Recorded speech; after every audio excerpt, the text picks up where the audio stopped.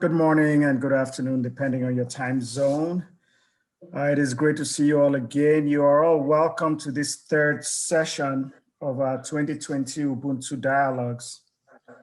We will be focusing on gender-based violence, for which we recommended an article on violence against females and a TED Talk on the Me Too movement. But before we engage in our discussions, I'd like to digress a bit and call attention to what seems like a pervasive climate of chaos and violence, from the ongoing corona crisis, the upcoming unpredictable and rather unpleasant US elections, widespread violent protests across Nigeria, and increased distrust, I think, for law enforcement and politicians in so many places. So here's my request. And I would like us to turn our cameras, except that there's some internet issue. Here's my request.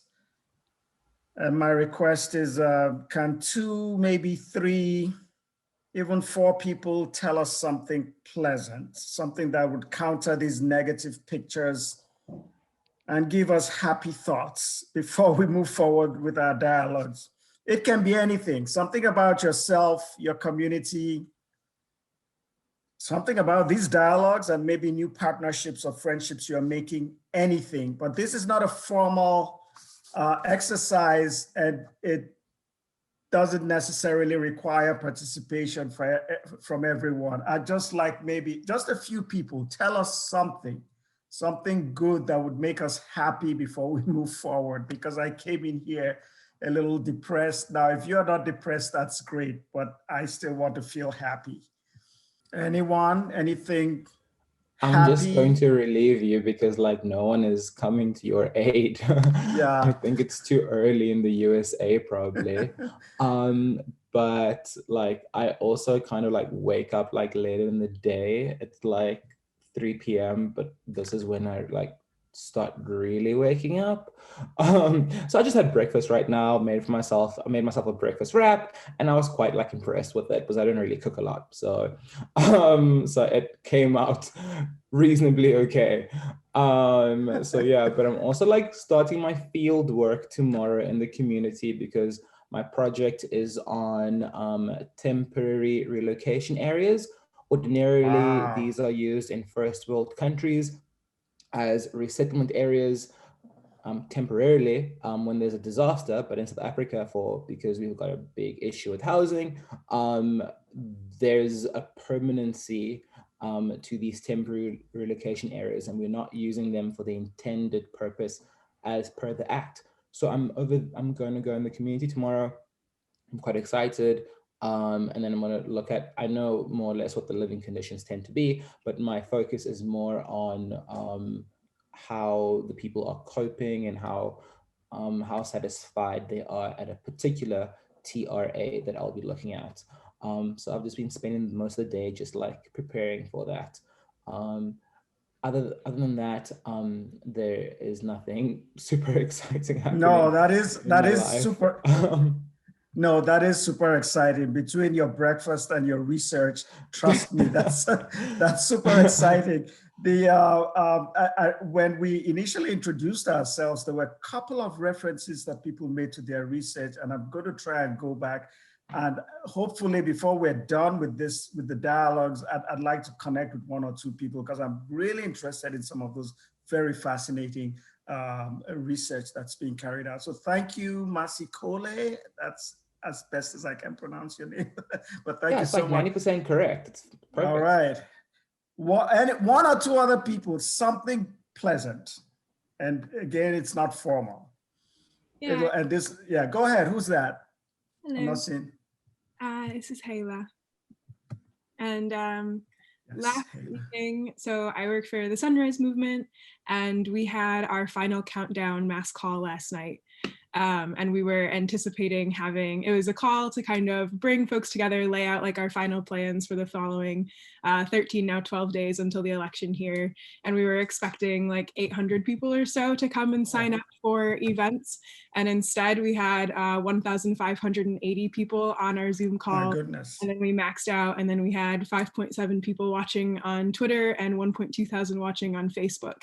And out of that event, I think we ended up getting like 13,000 people to sign up for shifts between now and election day to help ensure that every single vote is counted. So while there's like a lot of daunting work to be done, and it's like a very overwhelming time in American politics, I am just like overwhelmed by the willingness of the youth in this nation all across the country to come together in this moment to do something about it and to band together, because I think plan beats no plan is kind of like our phrase right now. And last night we had so many folks show up who are just like, I want a plan and I'm ready to do something about it. So thank you. Oh, that's wonderful, Hala. And you know what I really like about your narrative is the fact that one of the things I said is really making me, you know, unhappy is the upcoming elections, but then you give this perspective that actually provides hope. So that's wonderful. And the sacrifice, you know, I can't even say anything about that. You really need to be commended. Are you doing most of this in the Lansing area? Where's this happening?